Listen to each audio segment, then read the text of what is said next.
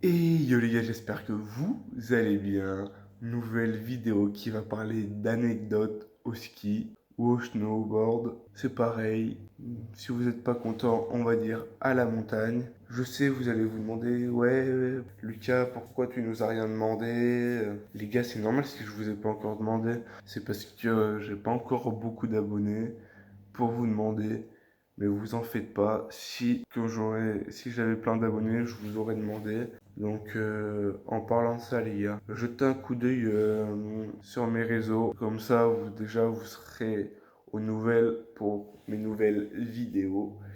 Et si je dois avoir besoin de vous pour un concept de vidéo, et ben voilà, je vous le demanderai directement. Et les gars, désolé pour ma voix, je suis un peu malade. Je sais, vous allez vous dire, ouais, en plein mois de juillet, enfin en plein mois d'août, t'es malade. Et bah oui, je suis normal. Et alors, vous allez faire quoi? C'est parti pour 3 anecdotes, les refs. Bon, les gars, désolé si je vous regarde pas, c'est parce que je regarde une fiche que j'ai marquée. Il y a 3 anecdotes. Une grande, une moyenne et une petite. Il n'y en a qu'une seule qui est en rapport avec le snowboard, mais bon. Oh, du coup, les gars, c'est pas sûr que je coupe, c'est-à-dire que je parle, enfin, je réagisse au truc, enfin, à l'anecdote, et que je fasse un petit débrief à la fin de la vidéo, enfin, à la fin de l'anecdote. Anecdote numéro 1. Étant donné que nous sommes en pleine période, je me suis dit que ça pourrait être sympa. Bon, déjà, je tourne cette vidéo, on est en plein mois d'août. Bon, avec ce temps-là de merde, pardon pour le langage, mais avec ce temps un peu pourri, qui fait 20, 22 degrés, c'est un peu chiant. Alors, je reprends. Perso, j'étais gamin, j'arrivais jamais à prendre le tire-fesse et je tombais comme un infâme étron au milieu de la remontée.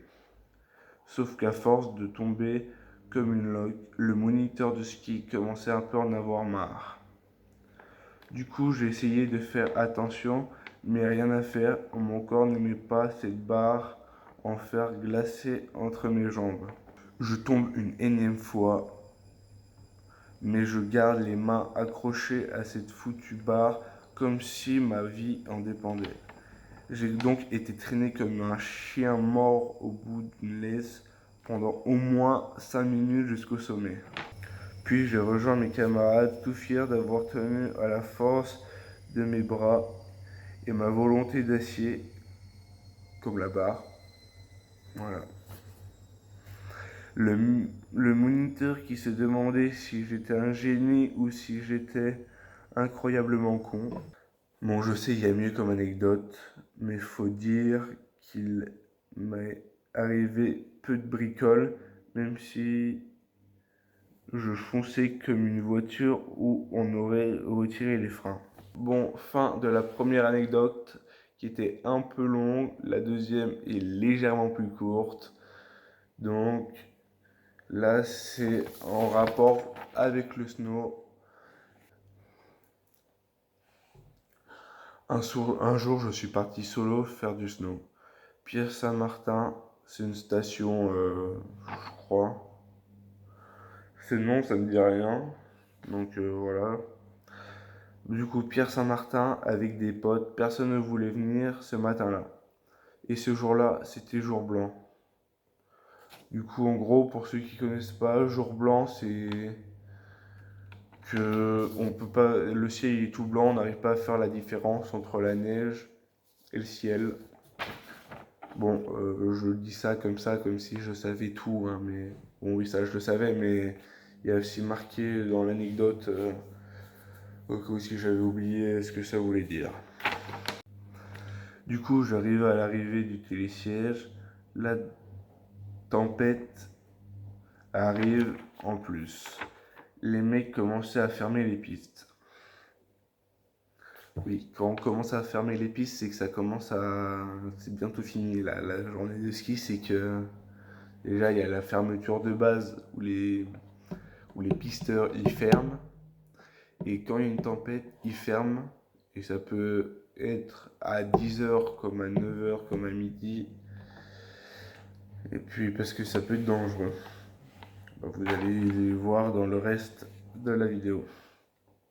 Du coup, les mecs commençaient à fermer la piste. Je suis avec 2-3 pecnos qui déboulaient à toute vitesse. Puis je me retrouve totalement seul et je vois plus les balises de la piste. En fait, je suis en hors-piste et je décroche la planche pour ne pas glisser sur une crevasse. Et je marche pendant 1 heure, sachant pas où je vais. J'étais entouré que de blanc, une horreur. Puis je vois un gros bâtiment, je m'avance et je vois que c'était les télécabines. Je rentre dans l'une d'elles, je fais la descente de la piste. Du coup, je la descends en sens inverse.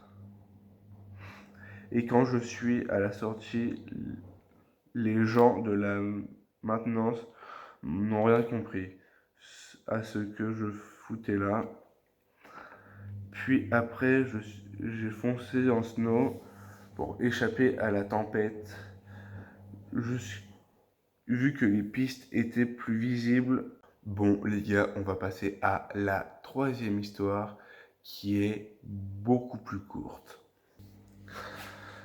Alors, pour la faire courte, la première fois que j'ai pris le téléski, seule ma mère m'avait bien expliqué à quel moment fallait lâcher la perche, sauf que comme un con, arrivé en haut, j'étais tellement tétanisé que je m'y suis